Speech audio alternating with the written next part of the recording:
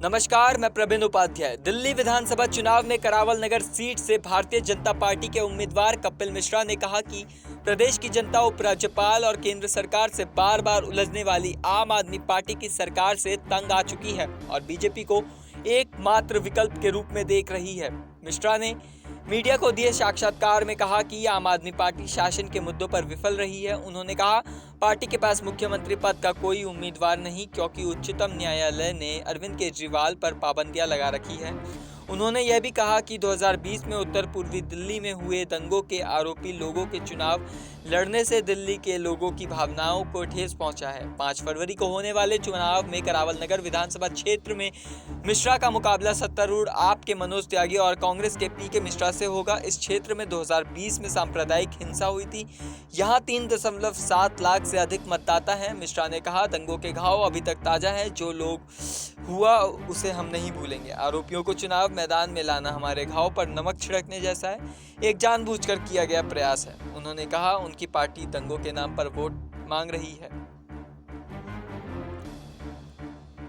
मिश्रा ने कहा, ताहिर हुसैन को मुस्तफाबाद सीट से टिकट दिया गया है, जिससे दिल्ली के लोग आहत हैं। वे जानबूझकर हमारे जख्मों पर नमक छिड़क रहे हैं। दंगों में कथित के लिए जेल में बंद पूर्व आप पार्षद हुसैन AIMIM के टिकट पर मुस्तफाबाद सीट से चुनाव लड़ रहे हैं।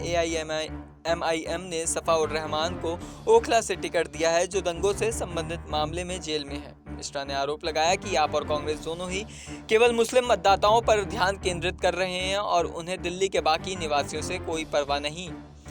फरवरी 2020 में नागरिकता संशोधन अधिनियम के समर्थक और विरोधियों के बीच झड़पों के बाद उत्तर पूर्वी दिल्ली में हुए दंगों में 50 से अधिक लोग मारे गए और कई लोग घायल हो गए।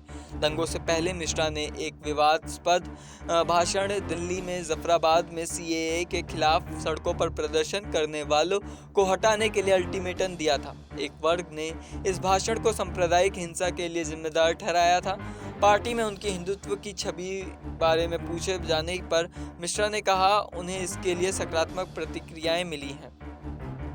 उन्होंने कहा, हम नकारात्मक टिप्पणियों से प्रभावित नहीं होते। बीजेपी नेता ने कहा, हिंदुत्व हमारे लिए चुनावी मुद्दा नहीं है, यह हमारी जीवन शैली है और अगर राजनीति में हम इसके लिए कीमत चुकानी पड़े तो हम उसकी कीमत चुकाने के लिए तैयार हैं। पहले आपके नेता रहे। मिश्रा ने जोर देकर कहा कि दिल्ली की अगली सरकार बीजेपी ही बनाएगी। बीजेपी नेता ने कहा, दिल्ली में लोग ऐसी सरकार चाहते हैं जो शहर के विकास के लिए प्रधानमंत्री के साथ मिलकर काम कर सके।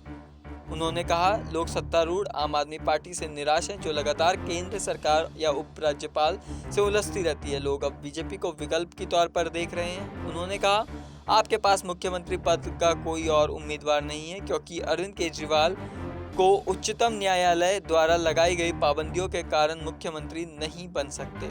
फिलहाल इस मुद्दे पर इतना ही। आप देख रहे हैं Next 9 पॉलिटिकल बाइट।